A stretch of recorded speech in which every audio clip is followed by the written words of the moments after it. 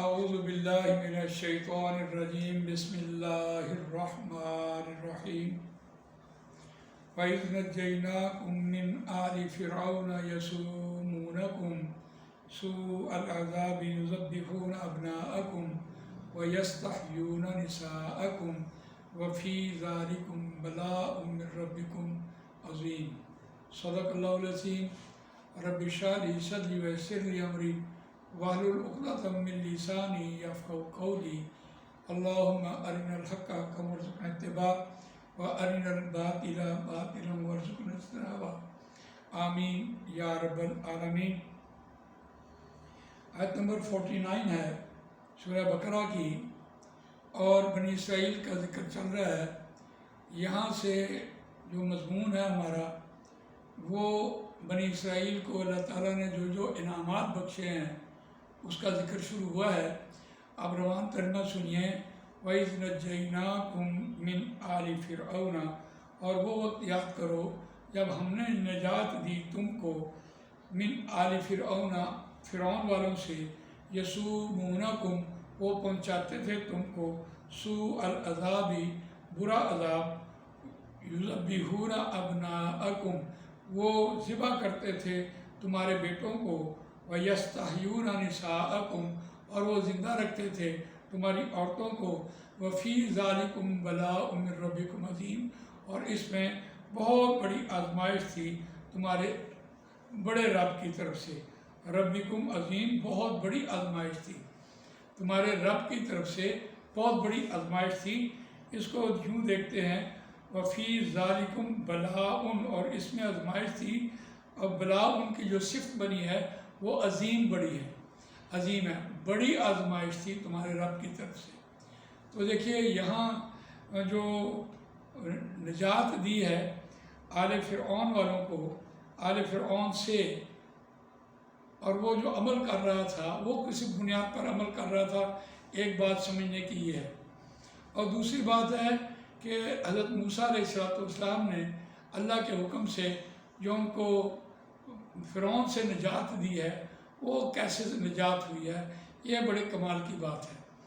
دیکھیے اس کے پیچھے پورے تاریخی واقعات ہوتے ہیں، جب تک وہ واقعات نہ سمجھے جائیں اس وقت تک قرآن مجید کی بات سمجھ نہیں آتی۔ اب یہاں فرعون جو بنی اسرائیل کے بیٹوں کو ذبح کرتا، اس کی کیا وجہ تھی کہ فرعون کے نجومیوں نے یہ بات اس کے کان میں ڈال دی کہ بنی اسرائیل جو ہیں ان میں ایک لڑکا پیدا ہوگا اور وہ لڑکا تیری سلطنت جو ہے اس کو ختم کر دے گا۔ اب چونکہ وہ فرعون کا جو اپنا ایمان ہے وہ اللہ پر کہاں، وہ تو اپنے حواریوں پر ہی تھا، نجومیوں پر اس کا ایمان تھا، جادوگروں پر اس کا ایمان تھا۔ اس نے بنی اسرائیل کے تمام بیٹے جتنے بھی پیدا ہوتے وہ سب کے سب قتل کرنے شروع کیے، اور ان کی عورتوں کو اس نے غلام بنا رکھا۔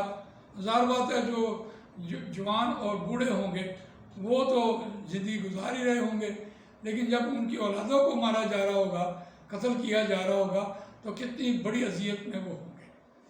اب اللہ تعالیٰ نے حضرت موسیٰ علیہ السلام کو فرعون کے گھر ہی ان کی پرورش کی ہے، وہ آپ کے علم میں ہے، لیکن انشاءاللہ اس کے بارے میں آگے بات کریں گے۔ لیکن حضرت موسیٰ علیہ السلام نے جب فرعون کے پاس آ کر یہ چیلنج کیا کہ تم میری قوم کو آزاد کرو، جب اللہ تعالیٰ نے ان کو چن کر بنی اسرائیل کی طرف بھیجا، تو یقیناً وہ اس اعتبار سے کہ وہ بنی اسرائیل میں سے تھے، اور بنی اسرائیل سمجھتے تھے کہ یعنی قوم کے اعتبار سے وہ اپنے اسرائیلی ہونے کے حوالے سے ساری قوم کے وہ مسیحا بنے۔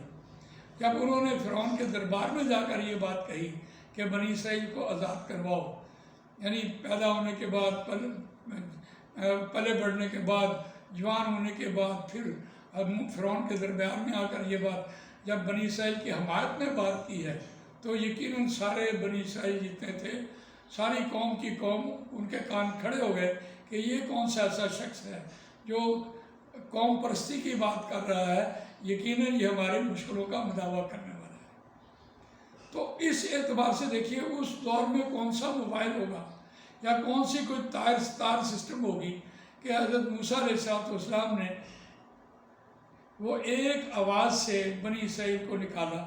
یہ بھی بہت بڑی بات ہے.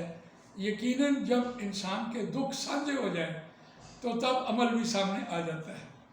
اگر دکھ نہ اتنا دیا ہوتا تو کبھی بھی بنی اسرائیل اتنے سارے لوگ ایک پکار پر راتوں رات باہر نکلتے. غورطلب بات ہے آج ہمارے یہاں موبائل موجود ہے اور ہم اس سے ودن 15 منٹ 15 منٹ کے پر بھی ہم اپنے کتنے لوگوں کو اکٹھا کر سکتے ہیں.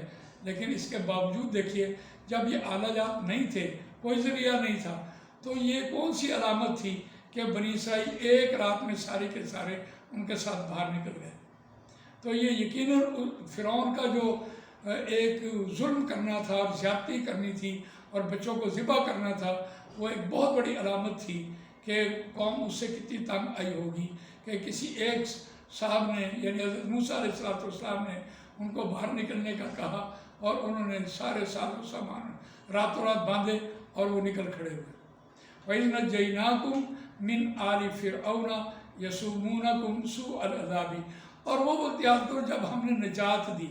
جب میں یہ دیکھ رہا ہوتا ہوں کہ نجات کے حوالے سے قرآن مجید کیسی بات کر رہا ہوتا ہے، تو اللہ تعالیٰ نے ہر نبی کو یہ بات ضرور کہی ہے کہ میں تم کو نجات دوں گا. اہل ایمان کو بھی یہ بات کہی ہے کہ میں تم کو نجات دوں گا، لیکن یہ نہیں بتایا کہ میں کس طرح دوں گا اور کس موقع پر دوں گا.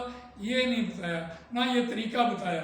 بس یہ اللہ کا وعدہ سچا ہے اور اس پر ایمان لانے کی ضرورت ہے اور حق پر کھڑے رہنے کی ضرورت ہے. دیکھیے کیسے نجات ملی ہے. جب دکھ سانجھے ہوئے سارے لوگ باہر نکل آئے تو پھر کیسے نجات ہوئی ہے. یسومونکم سوء العذاب یذبحون ابناءکم. وہ بیٹوں کو ذبح کرتا ویستحیون نساءکم. اور وہ تمہاری بیٹیوں کو وہ زندہ چھوڑ دیتا. اور اس میں بڑی آزمائش تھی. اور یہ اللہ تعالیٰ نے اس قرآن مجید کی اس آیت میں یعنی جو بنی اسرائیل کے اوپر فرعون کا جو ظلم تھا اس کی طرف اشارہ کیا ہے. اگلی نشست میں انشاءاللہ ہم اس مضمون کو کنٹینیو رکھتے ہیں. اللہ تعالیٰ مجھے آپ کو قرآن مجید پڑھنے، سمجھنے، اس پر عمل کرنے، اس کو دوسروں تک پہنچانے کی توفیق عطا فرمائے.